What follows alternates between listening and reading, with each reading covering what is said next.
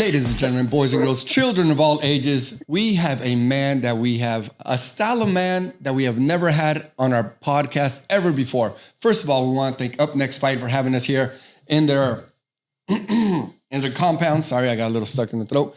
But we are old and new money. We have a man that has been known throughout the world for a kick on a show that is the channel of ESPN. How does that feel to be super famous, that your clip went viral, that your head kick is known around the world, that you are kind of a superstar? Can we say superstar or superstar for a day or two? In your first fight. How do we label that? In your first fight? First fight, just, yeah, a little background. KESTER ABAD, first fight for Up Next Fighting. What was it? Within 10 seconds, right? Yep. Head kick KO. And I mean, it made it viral to ESPN. And when I looked at this kick, it's one of those ones where, you know, you just wince when you look at it. The sound alone, it was an incredible knockout. And that with your first fight too, it's got to feel good, man. Yeah, thank you guys so much. And thank you for having me on. It was an amazing feeling. It was crazy. I just felt like a million things going through my head. And of course, like, so glad that everything turned out the way it did and that even my opponent's all right and everything's like all good. Fantastic. So when you had that head kick, right? So you were starting the fight and you landed that head kick. What went through your mind right away? Was it shock, happiness? Were you scared for the guy because he kind of crumbled and he just didn't move? What was your I was pretty shocked. Like, to begin, I didn't think like that was gonna finish him like that fast, and I just saw him drop, and immediately I was like shocked, but I was really happy, and I was like celebrating. And then after I was done celebrating, like I looked down and he was still down, so I started to worry a little bit. Okay, he was gonna be all right, and the promoter and the referee told me that he would be okay, and I was just doing my job. Correct, and that I did what I was supposed to. So it kind of comforted me to get back to my feet and just continue on. Enjoy the victory. And yeah. when you threw out that kick, did you see the opening? How did that happen? Like, did you see his hands drop, or how did you manage that? Yeah, I did actually. I saw him look down. Once I saw his eyes drop after we exchanged the first kick, I felt like he was going to go for it again. And that's when I went high and caught him. Nice. Yeah, you got to read on him right away. Amazing. So you seem to have a really high fight IQ for a rising star fighter, you know? So what's your background? Where are you training at? I'm training at Zenith by Robert Drysdale. And then I also train at Mayweather's gym, or I'll try to hop around and get some sessions in wherever I can. Like, there's Uprising MMA and like Extreme Couture over here. Also One Kick Gym, that's also very big. So I just try to get work in wherever I can. So my partner here, Steve, is his coach, trained with Mayweather's. How did you get into the Mayweather's? So originally my brother started going to their boxing and fitness gym, and then I started tagging along with him until we ended up kind of becoming like coaches there for like kids and some of the regular classes. And then we started just training more and more at multiple of their locations. Because I've heard that, you know, to really get into the inner circle of their boxing community, there, you know, was there some kind of Shark Tank you had to do? Was there any audition to really, you know, it's the Mayweather camp. They're not just going to take anybody off the street to be a student, right? Yeah, I think just like anything, you just have to put in the work and it'll speak for you if you just keep putting in the work. Keep showing up, right? Yep. Yeah, right. And so, I mean, you seem like a very thoughtful young man. You seem very, very well-rounded. How did you get into fighting? How did this become your life? So around like 10 years old, my cousin had moved in with me from the Philippines, and he was training for the Olympics in judo. And he was also thinking of doing MMA. But he wasn't able to get that opportunity to have a fight. And I was tagging along with him to the gym. And eventually I started taking like Brazilian Jiu-Jitsu with him. And I was competing as I was in my teens. And it kind of just went on from there, where I started learning Muay Thai, boxing, and just started adding everything into my game. Okay. So you got into, having a a cousin that lives in your house as a judo fighter that wants to be in the judo. Olympic That's judo. crazy. That is a top-notch Blessed. fighter in the world right there. And to be living with him, sharing that mindset, what are the kind of things that he trains you or talks about with you? How many years did he live with him? I lived with him for quite a few years. I believe it was like from when I was 11 to like I was maybe like 15. Wow. Like And formative it years. was And you're living with a guy who's training like that during those years. That's incredible. Yeah, it was a grind, and like it really, he would prepare me for my tournaments, and he would get me in the right mindset to be able to go and compete and really do well. So I really like instill a lot of what I've been able to do from him.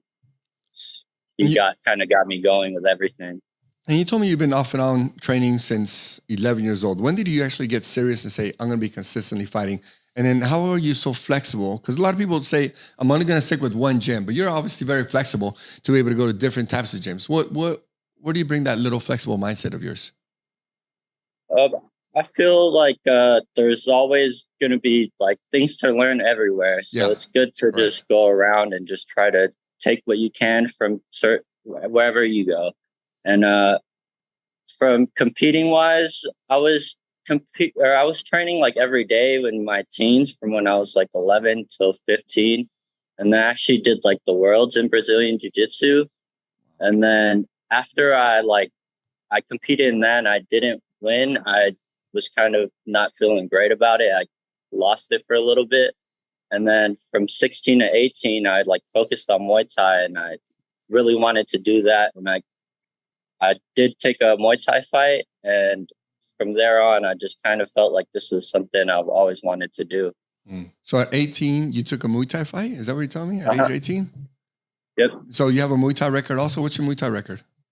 0-1 Muay Thai. 0-1 Muay Thai. And then so you've been training for a while, and then your record in MMA is 1-0? Yeah. Okay. Well, I want to tell you, the guys over here at Up Next Fighting, Chris and Ryan, they think very highly of you. And that's why you're on the show with us. They think you're going to be a superstar. Why do you think they're thinking of you that you're going to be a superstar? Why do you think that is? I believe it's because I have just the right attitude when it comes to fighting. I'm not like, I don't really have an ego when it comes to it. I'm just here to just try to display my skills and do what I can, try to perform at my best and keep a good attitude all around and try to promote like positivity. This is a martial artist that we're talking to. Yeah, you can 100%. you can smell it, right? That's incredible. It's a whole different thing when you're talking to a guy who's a brawler. We talk to all different kinds of fighters, and I like the brawlers. We like them all, but I got a soft spot for the martial artists. No, now I'm curious. So what does your week look like? What does like a regular Tuesday for you look like? So Tuesdays, I'll try to either get up at like 5 a.m. or 6, and I'll take a class from there. And then I get back, I usually stretch, get ready for my day. And then I have work from 9 to 5. So I still do like my day job. Right after work, I'll go back to training. And then usually just recovery, do like sauna or like cryotherapy, and then try to just rest and repeat the next day. If I'm able to, I try to get in 3 sessions if I can. But most of the days, it's usually just 2. And you're working 40 hours a week? Like you have a full-time job? Right. Wow. Well, also let's shout that out, because anybody who's looking to buy a house in Las Vegas, looking to refinance or do anything like this, come on. We got the baddest and toughest realtor in all of Las Vegas. The humblest too. And the humblest. No, you know, he's a smart guy. You know, he'll be honest for you. You know, one of the things about martial arts is we're usually extremely loyal, extremely fair. honest. So when you're thinking about buying a house, I want to let you know, we got this man right here. Shout out your phone number. So anybody needs to buy a house in all of Las Vegas area, they can hit you up. What's your number? Awesome. It is 702-984-1331 and 702-984-1331. He's a salesman. He repeated that number twice. That's right. He knows how to play the game on all the levels. I like this guy more and more. Look. I think Chris has a winner here, right? Why? Because there's 2 things. You know, when fight promoters talk, I ask them all the time, what do you need most in a fighter? They say 2 things. 1, he needs to be able to fight. Obviously, you got that. And you just showed part 2 right now. You need to be able to sell. You need to put butts in the seats, right? So that's why I think they're so high on you, that you're going to be a great fighter, right? Because you know how to fight, knocking motherfuckers out, being on ESPN. Doesn't get no better than that. And then obviously you know how to sell. As a salesman, that's part of your job, right? So you're also selling not only houses and refinances, but being able to sell yourself to have people come and watch you entertain them, right? Right. So please don't stop doing that. So one of the things that I like to talk about is the skill of a martial artist. So when you're always improving and getting better, what keeps the fire going in your mind?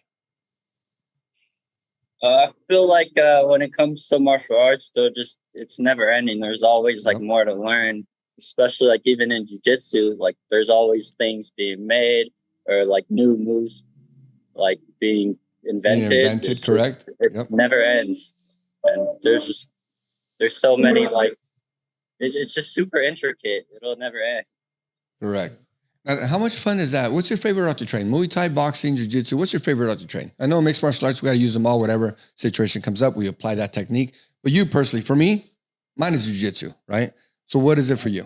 His is boxing right here. His is just, I don't know what, just tearing limbs off of people. That's what he does. Drinking blood from my enemy's skull. That's my Everyone's style. got their own style, right? What they like to do, right? What's your favorite style of martial art? I mean, I really like to strike, but I would say my favorite is still jiu-jitsu. That's like the first martial art that was brought to me. So I was always like, that's the first one I fell in love with. And living with that judoka cousin of yours too, I imagine your takedowns are nothing to sneeze at, right? Mm-hmm. Yeah. See, he's laughing. He knows this guy. Yeah. So who's your coach right now? Because you train at different places, right? Several gyms. Who's your main head coaches? Who's in your corner when you come out and fight? My corner is my brother, Kenneth Cantig, and then my coach here at Drysdale is Cameron Taylor. They actually went to high school together, and Cameron's really been helping me with like specialized we specialize in like just MMA training. Okay. Like, so it's like just moves for MMA that's like wouldn't just work in like jiu-jitsu, or like it's like certain techniques that he tries to help me with. Gotcha. And your brother's a mixed martial artist also, or what does he train as? Yeah, he's also been doing Muay Thai and boxing since I was a kid too. So older brother, younger brother? Always been around. We have a 10-year age gap. He's 36. Oh, perfect. Oh, that's a good thing right there. I like that combination. Usually I'm not for cornermen being family members, because usually they're so close in age, so they don't have that experience. But your brother seems like to have that experience, right? 10 years above you, older than you. That's phenomenal, right? Yeah, I'm actually the youngest of 9. What? Whoa. Your parents really love each other, huh? No, you gotta something like that. No, KESTER or ABAD. Where is that name from? Ethnicity wise. Philippines, I would guess. Is that Filipino? Oh wow. I would not have thought that. KESTER or ABAD. That's different, bro. So what do you see in your future as far as a martial artist? Next fight, October 21. Here, Up Next Fighting here in Los Angeles. What do you see in that fight, and then what do you see for your future? I want to hear about that. Yeah, I would like to get another finish. Okay. I would try to envision like multiple ways of doing that, trying to get the job done that way. And in the future, hoping to try and fight for a title pretty soon, if I can, within the next year or two. Oh wow. Okay. Well, we know the owners, so maybe we can put a good word in for you.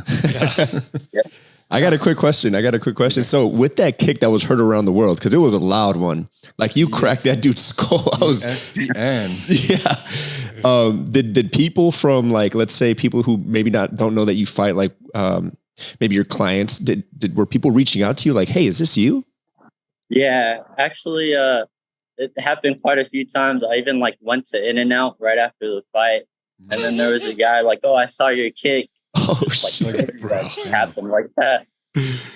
And does that light a fire for you? Is that what makes you, continue going? Yeah, it definitely like makes you like gets you super motivated. Just more reason to keep going. Makes me more grateful. Right. And then how do you keep yourself humble? Because most people, when they get that feeling, would, as human beings, your ego can take over in any situation. Something like that, your first fight, you go viral, you knock someone out in 10 seconds. How are you keeping yourself grounded?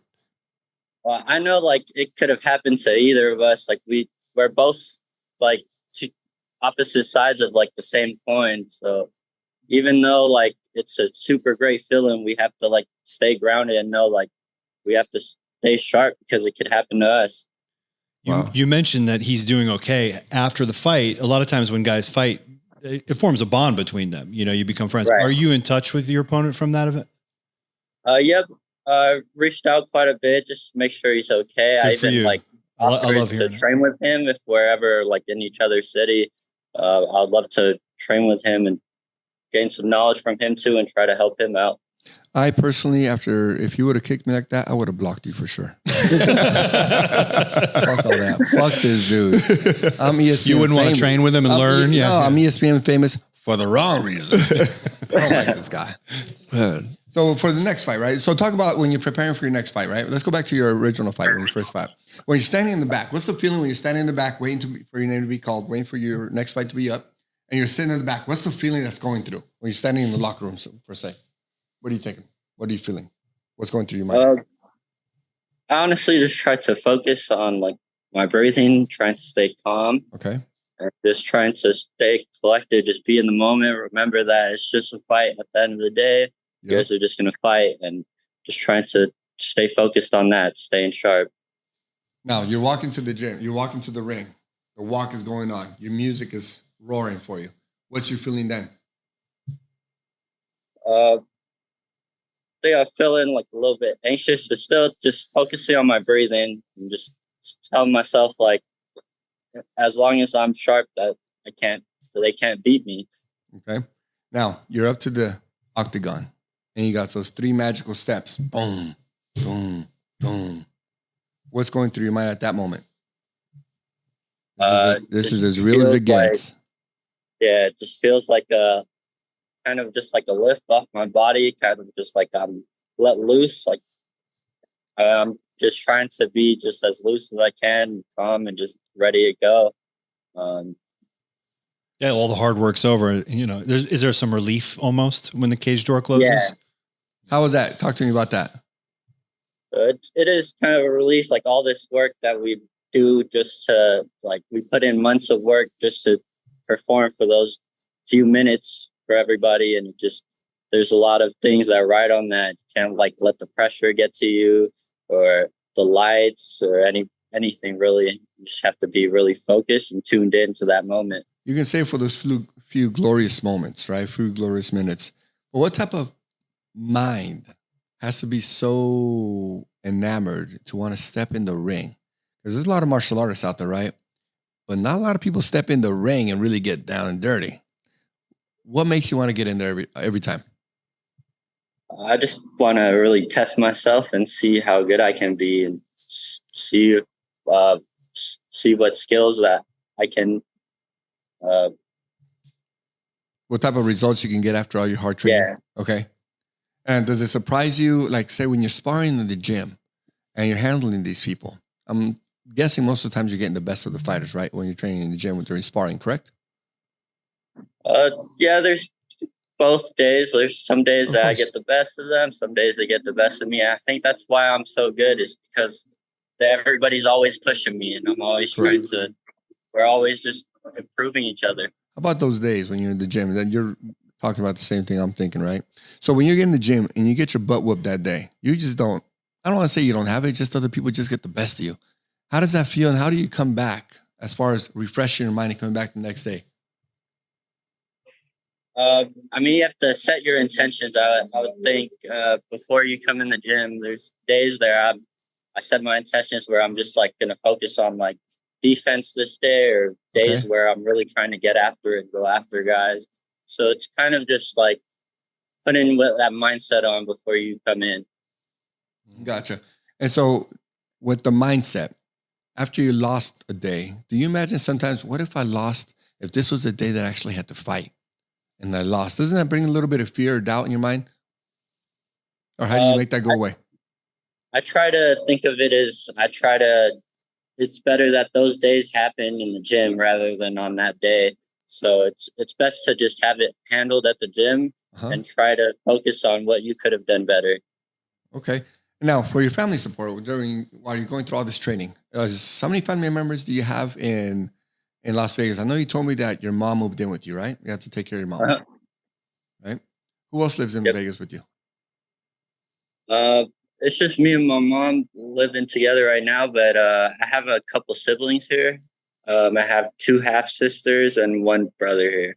2 half sisters and 1 brother. And your brother is Or your. 3 half sisters and 1 half brother. No, you said 2. You can't be changing up to 3 half sisters. You can't just be adding one out of nowhere, bro. Fractions. Yeah, come on. I don't like that You one. got a big family. I don't like that Yeah, sister. yeah, Fuck that. I only have 2. yeah. What about the rest of your family? Where are they at? Do they ever come out to your fights? Yeah, so I have family in California and also Nice. in the Philippines. So my family in California, they make it out every Yeah. time, compete over there. Okay. And now you're in the My up. cousin. Sorry, go ahead. My cousin that taught me jiu-jitsu or started bringing me to the gym, he lives over there, so he makes it to the fights too. I bet he's super proud to like watch all this happening for you. Like, because he started you, right? Yeah. What does he say to you? He's a big motivation for me. Like he course. always keeps reading for me, and just knowing that I have that support in my back pocket, it plays a huge role. And Does he still train? Does he still fight, or what's he doing? yeah, him and his son have been competing in jiu-jitsu tournaments. Okay. They're actually going to compete one here in Vegas in December. I'm looking forward to watching them. This is your cousin who was a judo Olympian, right? Correct. Right. Does he still play judo at all? I Or think teach? just jiu-jitsu now. Yeah. Interesting. That makes a lot of sense. So when he comes out to Vegas with you, are you going to be training with him at all? Or how does the relationship with you and him work? Because one of the things I know is mixed martial artists, we love hanging out with each other. We love talking to each other. We love training with each other. How does it work when he comes out with you to Vegas? Yeah, we'll probably train over here. Have him drop by Drysdale. He hasn't been over here yet, so I'll probably have him come out even with his son. His son's been doing very well. He's been getting a few golds in the tournaments, so it's been awesome to see. How old is his son? I believe he's like 11. Dang. 12. Train killers. So it's around the same time that I just... Right. When you started, yeah. But he's been even doing it before, so he's really good. So where do you foresee him in the future in the fight game? Yeah, he's going to be a beast. He's going to be a beast. If he's already tapping out. And he lives in LA area? Yeah, they live in Torrance. In Torrance, okay. And Torrance is a fantastic place for jiu-jitsu. So if he's already taking medals in LA, he's going to be taking medals throughout the whole world. Taking heads. Yeah, that's killer. How about you? When do you think you're going to be pro? I mean, you're going to be probably fighting for a title in about a year or 2.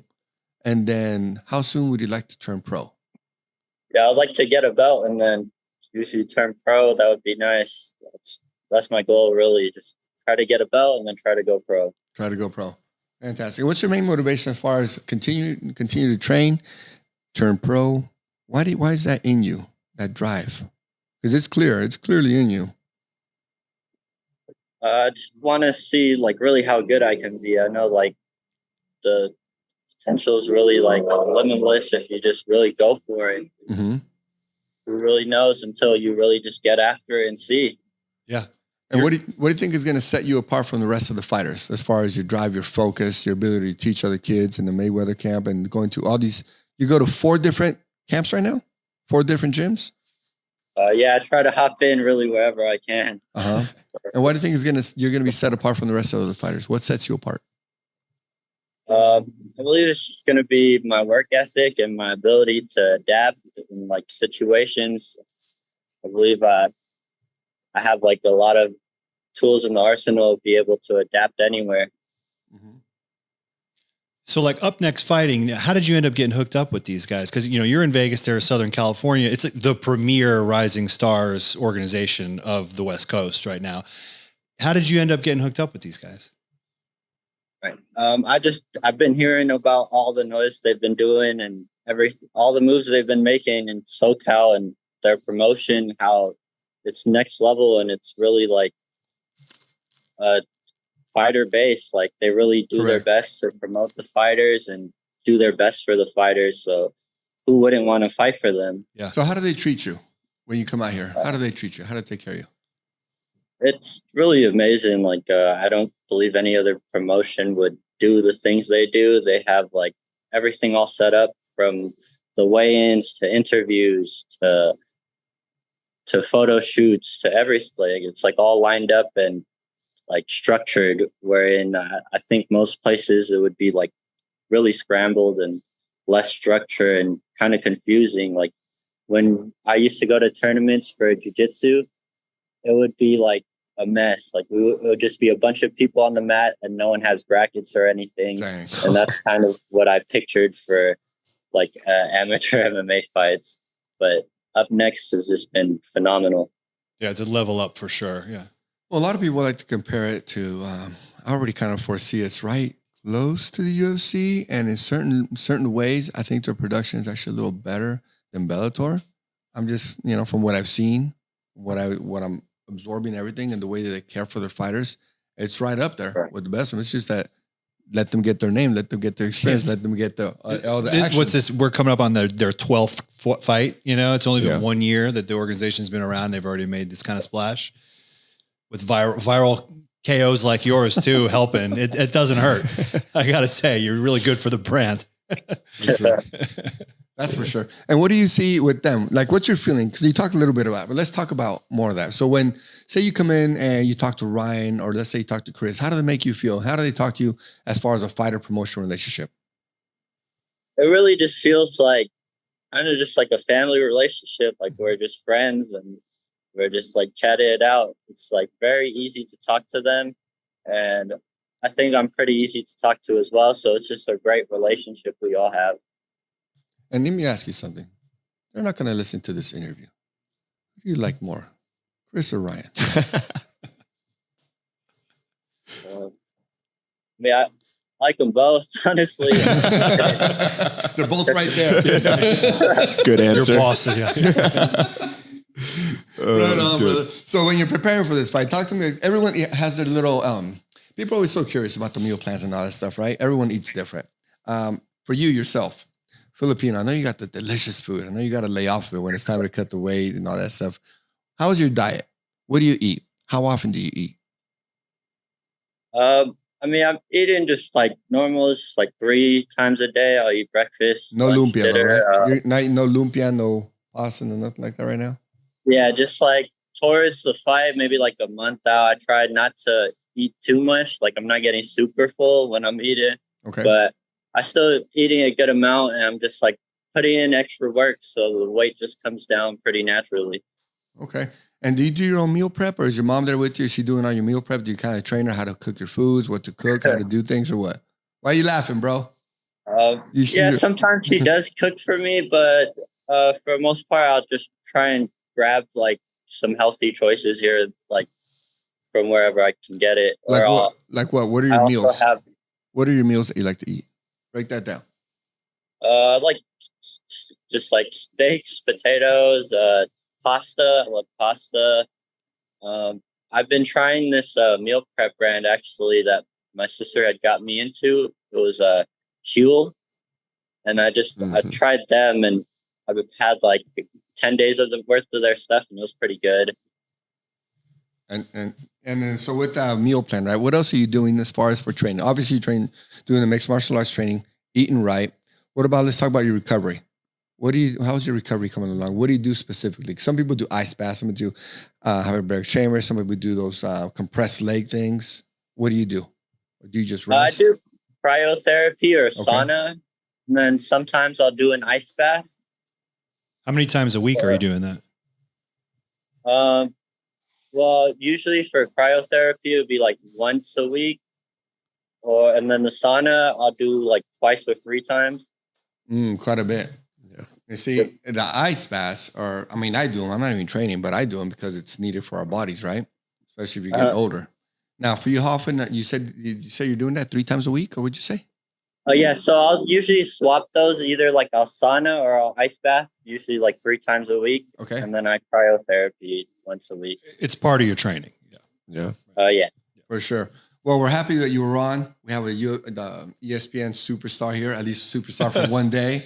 We're going to tag you up. Send us your Instagram and also your phone number again. So anybody that wants to buy a house in Las Vegas, we got an MMA fighter here that's honest, loyal, hardworking, and can protect you when you're showing houses. Just in case someone needs to get kicked in the head, you got your back, right? And make sure you say your Instagram so we all know where to find you. YouTube, Instagram, whatever you're on. Shoot them out to us, Sir, brother. my Instagram is kester.abad, KESTER.ABAD. And then my phone number is 702-984-1331. Awesome. Thank you so much for being here. Great interview. Did great. And again, anyone who wants to buy a house, this is the man right here in Las Vegas. All of Las Vegas. Hit this man up. And Thank you, October Kester. 21st. And October 21st. For the Up Next Fighting Organization, you'll see him back in the cage, right? Yes, sir. Thank you, Awesome. brother. Thank you guys so much. Thanks, Stay Kester. healthy. See you soon. Have a great